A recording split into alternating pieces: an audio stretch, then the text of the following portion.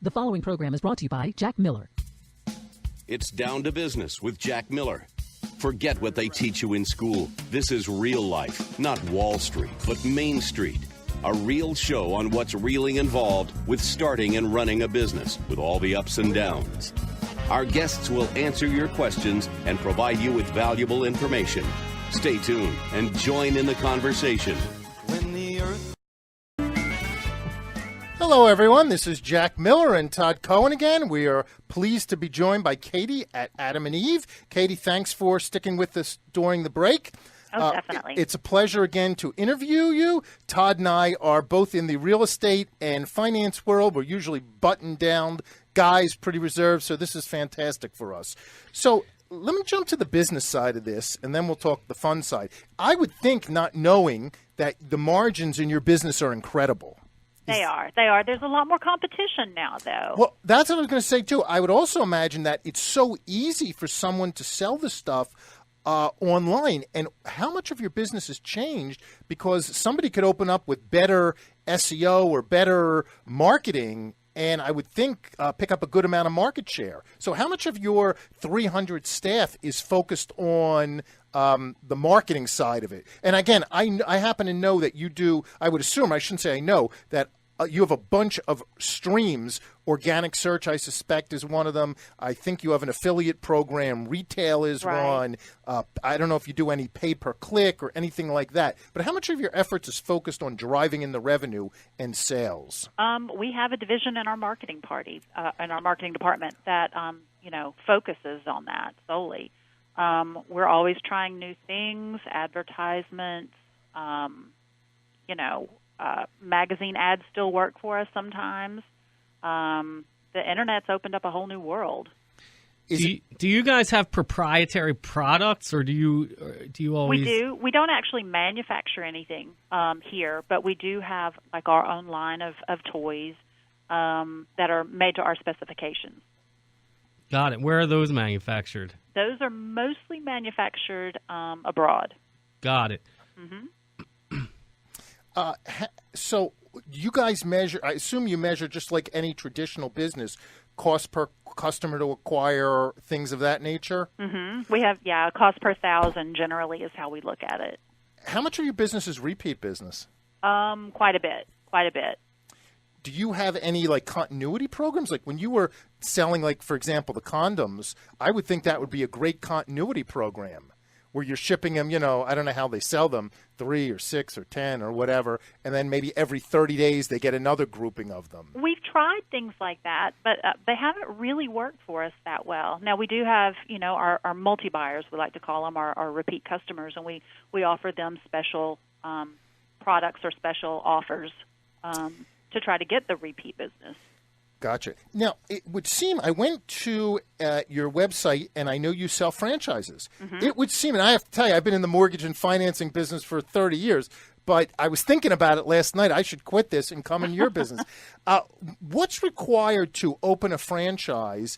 And if a guy, because there's a lot of people out there who are looking for second careers, right? I would think they would seriously consider owning a sex toy shop. Why not? Yeah, we have, I believe it's close to 60 stores coast to coast now. And what we advise people is, there are certain legalities. You can't have a store close to a church, close to a school. You'd have to check with your community to see what the legal issues are. But generally it takes about $150,000 to open up a store. And we have a staff here that will, help you, train you. And we have a lot of store owners that have multiple stores now. They've been so successful, they've opened multiple stores in their areas. What struck me when I was looking at your locations, of course I would look to see if there's any near me, but that I was expecting to see a lot in like Miami, Key West areas, mm-hmm. New York City, high tourist areas. And it struck me that I didn't see that. And maybe they're there. I just didn't realize it because I don't know a lot of these areas. But a lot of them are in, Michigan, Montana, Idaho, Right.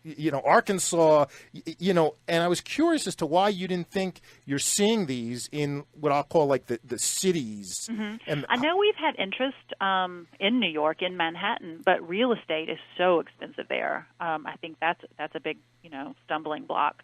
I don't know about Miami. I know we do have some in Florida. Yeah, you do. They're in the Jacksonville, St. Augustine, kind of the not the southern Florida, not the real populated area. Right, not the big metropolitan areas. How do you think they would do? Or are these stores better in a more touristy location? I don't really have an answer for that. Okay, just kind of curious. I think you should open one up and let us know. I'd love to, man. I think this is great. Okay, so you ready to take some? I have a whole series of questions. I'm going to pepper you them. Is that all right? Okay. Right. Take a breath. Not for me, of course, because I don't have these problems. No, I'm a total mess. Hypothetically, what's a good way to start this for like a long married couple? Like, let's say a couple's married 29 years. And he's like a Jewish age, middle, balding, a little heavyset guy who's a little stuck up. So in other words, Katie, Jack has a friend, and I'm doing air quotes right now. Jack has a friend who wants to know this. Yeah, how do you introduce this like to a long married couple? I would maybe leave a catalog laying around and kind of laugh about some of the things that you see on there. And you could start out with some warming massage oil. Plan a date night, and then talk about it. I mean, communication is so underrated. Have you asked?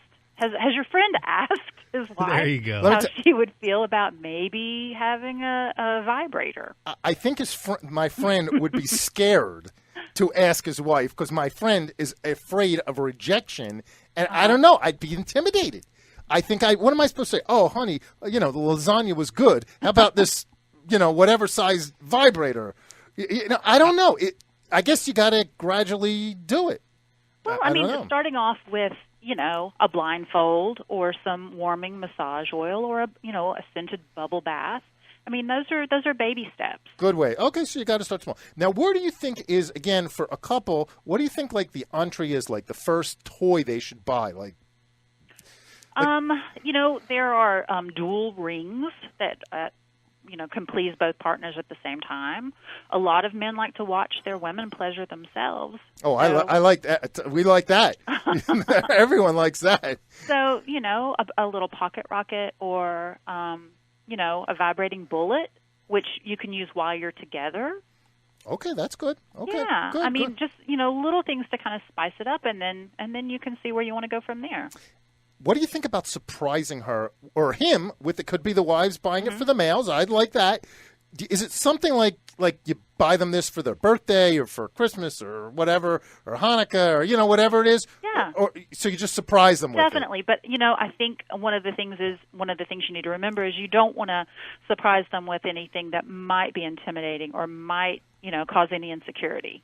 Gotcha. So no whips and chains or like something huge. Exactly. I understand. You got to keep it manageable in the beginning. Yeah, and you need to think about her, or she needs to think about him. So this would be a great Mother's Day present. I think. You never know. You never know. How do you think, another crazy question? By the way, most of these came from my wife like at 1 a.m. I'm trying to fall asleep, and she's like saying, ask her these questions. How have toys and this business evolved over the last 100 years or 200 years? Like, what were they doing a couple hundred years ago? Well, 100 years ago or less, the doctors had massagers. You've heard this story, I'm sure, and they would vibrate the women to orgasm, and it was hysteria. That's where the term, the hysteria came from.